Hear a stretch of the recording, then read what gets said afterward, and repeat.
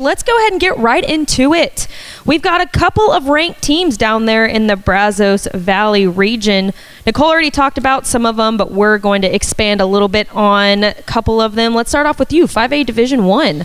Yeah. You saved it until this point. Yeah, marquee matchup. Like we mentioned, this is one of our spotlight games on Dave Campbell's Texas Football Tonight. We hope that you will join us there to see highlights of it. If you'd rather watch the full game, TexanLive.com/subscribe. But you're looking at the number 4th ranked College Station Cougars and the 7th ranked Consolidated Tigers. So the storyline going into this one is just what Nicole said. These two teams, so the first season for Consolidated was 1936. The first season for College Station was 2012. They've only played 6 times in that span. This will be the 7th meeting between the two. But Consolidated has never beat College Station. They are the new program, and they have never beat them. That is wild.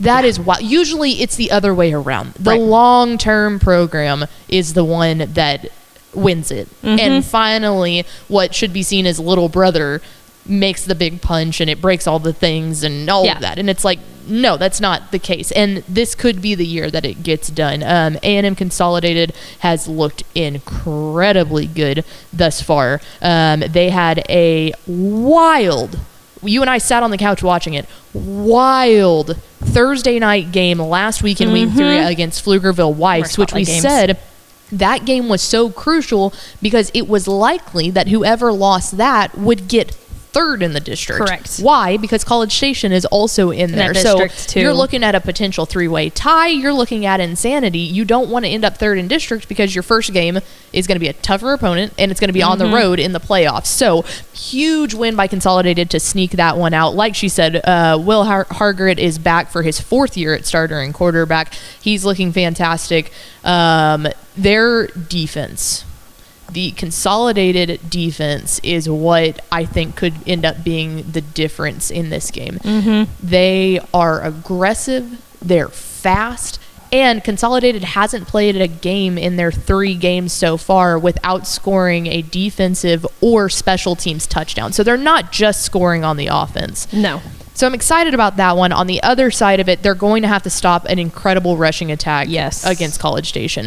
It's funny because Aiden Martinez-Brown hasn't gotten the number of carries that we're used to seeing him get. You'll remember, this is a kid that really sprung into life in the playoffs of his sophomore season. College Station, when they went to the state championship in 2021, they had Marquise Collins, They had Marquise Collins. Who's now at Duke. I didn't know that, but he's now at Duke. Yeah. So Marquise Collins, if you remember, was still really good, still playing well, but Aiden Martinez-Brown just popped off as a sophomore during the playoffs. He just had himself a time. Then the next year, in what was Aiden Martinez-Brown's junior year, Marquise Collins' senior year, he got hurt. I can't remember if it was the scrimmage he did get hurt. If it was week 1 versus Lovejoy. They ended up losing that game to Lovejoy. Yeah. But Aiden Martinez-Brown had to step up and really be like the go-to guy. Now he's in his senior year. He's doing well. But Cade Cochran has looked fantastic.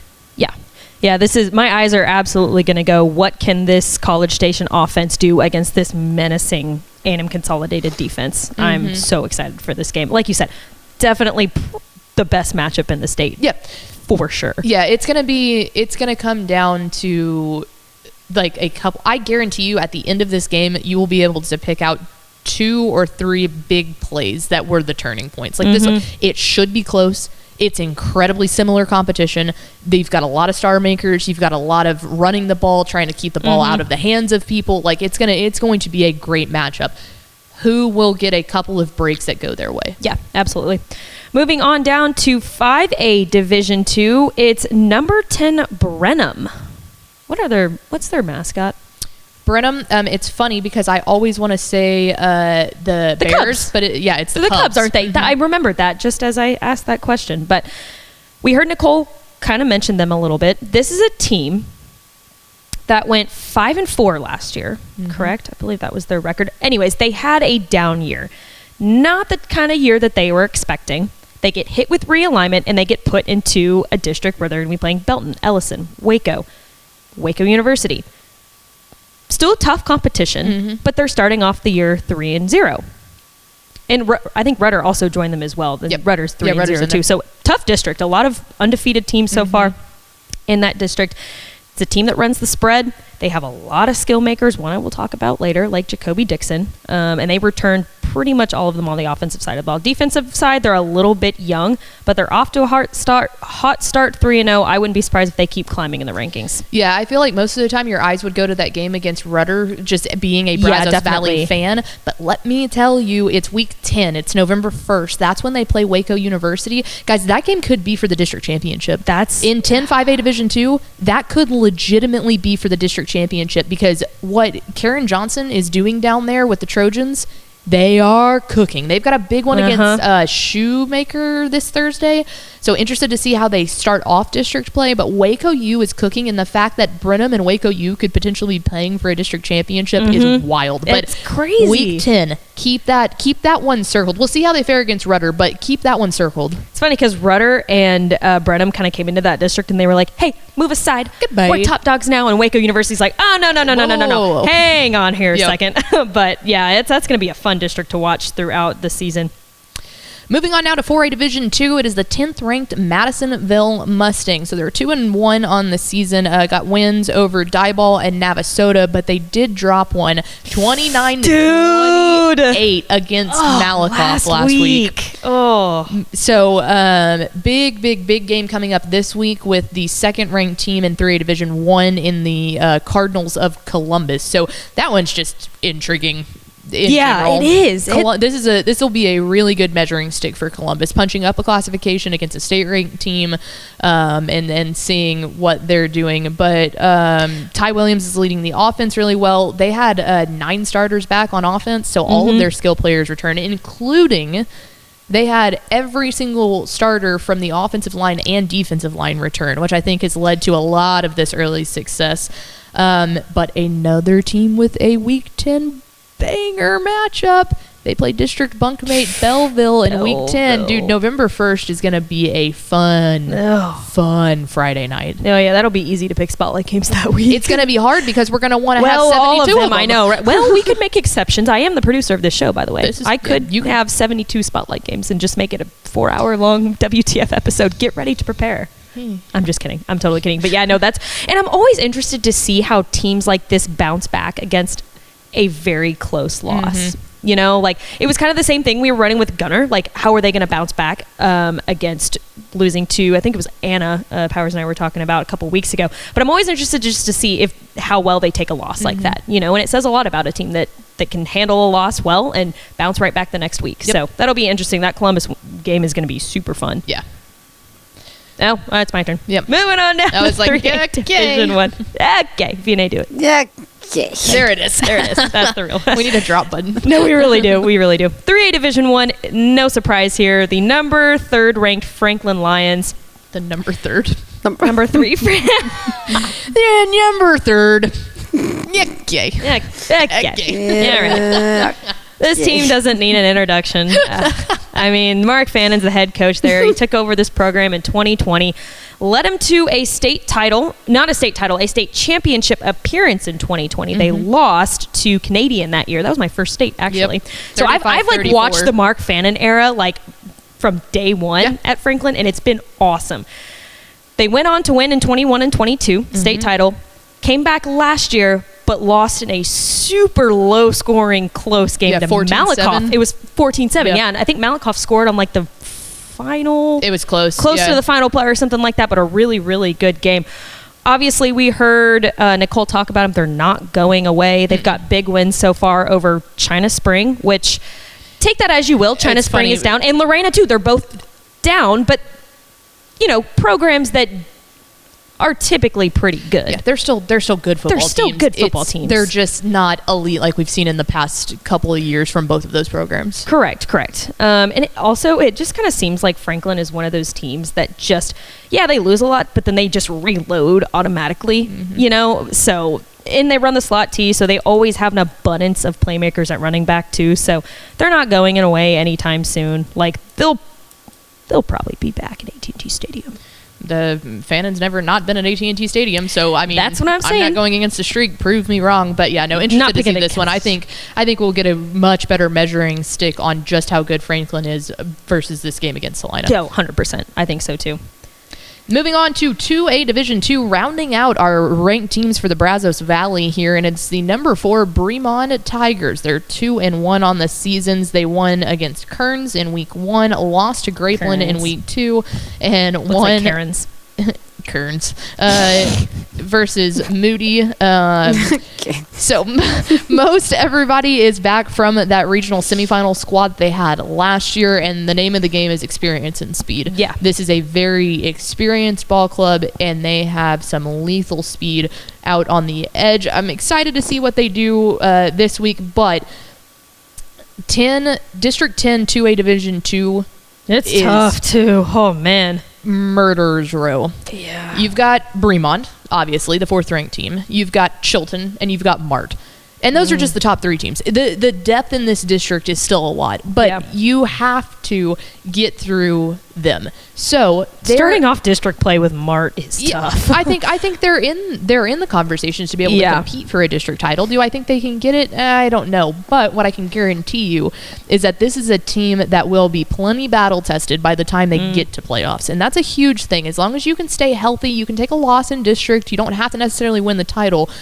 You have to be able to stay healthy in those really tough district games. And then you're going to start blowing through people because you're not used to playing anything other than some of the most rigorous 2A Division II Texas high school football. Correct. So that'll round it out, our ranked teams. Ranked teams in the Brazos Valley. Hey, you know what time it is? It's time for players to watch in the Brazos. My favorite segment, because we could talk Cruton on WTF. Let's start off strong, folks, with Franklin 2025 running back Jaden Jackson. I won't hit on him too much because Nicole kind of already mentioned him a little bit. Obviously, I think he's one of my top players in the state, and I'll give you one reason, and it's because we got to see his breakout performance in the state championship game in 2022, I believe, when Franklin won it. You remember that? Maybe it was 2021. But the name Jaden Jackson became on the radar at that point because he was still young. I think he was still a freshman or sophomore at that point because Bryson Washington was the star running back for Franklin. Because they got 2 years of Bryson Washington, so it was his junior year and his senior year. So, yeah, he was definitely a sophomore at that point. Yeah, absolutely. He's off to the races already this season. 3 touchdowns, 149 yards on the ground in their win against Lorena. This dude is just a bulldozer. If you've watched him, he's got the burst coming out of the backfield and is just an overall super tough dude to bring down in the field. Quick on his feet, able to change direction when approach, and he's got offers from programs like Boston College, Texas Tech, South Carolina. Dude's going places. Moving right along to Rudder 2025 wide receiver Jaquise Martin. Kind of that do-it-all type of athlete. It's fun to watch him because he's a big play threat pretty much all the time because he can catch in traffic, really, really efficient at running routes, and has an insane vertical, obviously allowing him to high point the ball over defenders. Really cool, fun player to watch down there at Rudder, and he's committed to play for the Tulsa Golden Hurricane. Not Hurricanes, Hurricane. That's so stupid. I guess technically a hurricane is singular. Yeah, but if you have multiple hurricanes, it's really scary. So put that S on there. You know what I'm saying? Burnham 2027 running back Jacoby Dixon. Please tell me she was on camera for that. Can we get... Okay, thank God we can cut that. Yes, she was. Oh, my God. She was. It's really scary. 2 hurricanes? Are you kidding me? Throw 3 in there and it's just an all-out ball. I'm done. No, I've got a couple more to talk about. Brenham 2027 running back Jacoby Dixon. He's a sophomore, only a sophomore, but he's playing like a veteran on this varsity squad. Broke out at Brenham last season as a freshman, 133 carries for 1,181 yards and 14 touchdowns on the ground, while totaling 502 receiving yards. Just randomly yells, I'm telling touchdowns. you. It scares me. Well, I scare you. Yeah, very true. And one of the things that stood out to me when I watched the tape, because I watched a lot of tape already today, and I have more to watch, is his ability to navigate his way in an open field. Yeah. He can find those holes in the offensive line that the offensive line creates, and he can kind of just maneuver his way through. And then he's got that burst of speed that just carries him downfield like no other. He's got great footwork. Sorry, I had something in my throat. Great footwork. He's got that burst, that initial burst that really puts those running backs over the edge. He's just really fun to watch. One of his highlights that I saw was Brennan was running a flea flicker, and he gets the ball second, and he chunks it downfield, and I'm like, so he's got an arm too. It was really cool to watch. But he already has offers from programs like Tennessee, Texas A&M, TCU, Baylor, and more. But fun guy to watch. I like him in that offense. Moving on down to Somerville 2025 athlete Keith Crawford. You are all over the place. Keith Crawford, he didn't see much action last season due to an injury, but he's back this year. He's got good size, 6'1", 196 pounds, just a dynamic playmaker. Anywhere you put him on the field, quarterback, running back, receiver, he's going to make that play. He's a downfield threat with his speed who can catch in traffic or line him up in Wildcat and just let him take off with it. He's just that quick. And he's got an offer from UTSA. Nice. That'd be a good get by Jeff. Yeah, I think so too. I like this kid a lot. I think he's got really good size. I think he would be a really great fit for UTSA, honestly. And he's not going far from home. I mean, yeah, I like it. Right there. Two left. College Station 2025 running back Aiden Martinez-Brown. I won't hit on him too much, but as I say that, I have a long list of things to say about him.